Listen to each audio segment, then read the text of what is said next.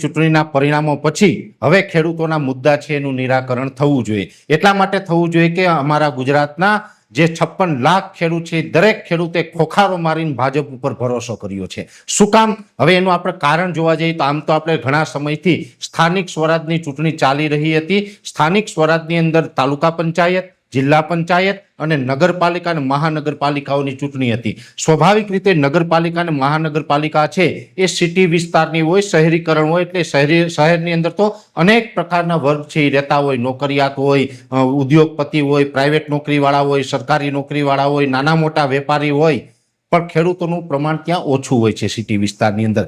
જેની અંદર છતાં પણ જોવા જઈએ તો લગભગ જે આપણે ટોટલ નગરપાલિકા અને મહાનગરપાલિકાની અંદર 84 નગરપાલિકાઓની ચૂંટણી હતી। 84 ની અંદરથી 76 ની અંદર ભારતીય જનતા પાર્ટીની જીત થઈ છે, જ્યારે માત્ર 8 નગરપાલિકાની અંદર વિપક્ષની જીત થઈ છે।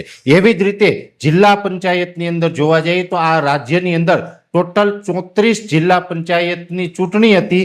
34 માંથી 33 જિલ્લા પંચાયતની અંદર ભારતીય જનતા પાર્ટી ચૂંટાઈને આવી છે।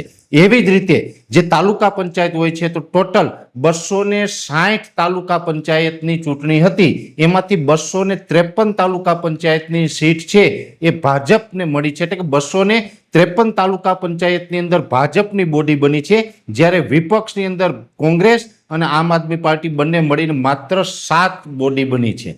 એટલે આમ જોવા જઈએ તો જે નગરપાલિકા કે મહાનગરપાલિકા હોય છે એ તો શહેરની વાત છે, પણ જ્યારે ગામડાઓની વાત હોય, ગામડાના ખેડૂતની વાત હોય, આમ તો જોવા જઈએ તો ગામડાની અંદર તાલુકા પંચાયત અને જિલ્લા પંચાયતનું જે મતદાન થાય છે મોટા ભાગે ગામડાની અંદર હોય છે। અને ગામડાની અંદર વસતા લોકો કોણ? તો કે ગામની અંદર વસતા લોકો છે એ છે ખેડૂત છે। આ દેશના, આ રાજ્યના ખેડૂતો વસે છે, અને જ્યારે ખેડૂત મતદાન કરે એના મતદાનના આધારે તાલુકા પંચાયત ને જિલ્લા પંચાયત છે એની બોડી બનતી હોય છે।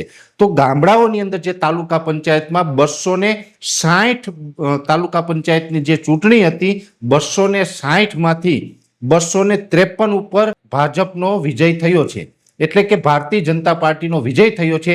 એનો સીધો જ મતલબ એ થાય છે કે ખેડૂતોએ ભારતીય જનતા પાર્ટીને પસંદ કરી છે। આ ખેડૂતનો નિર્ણય છે।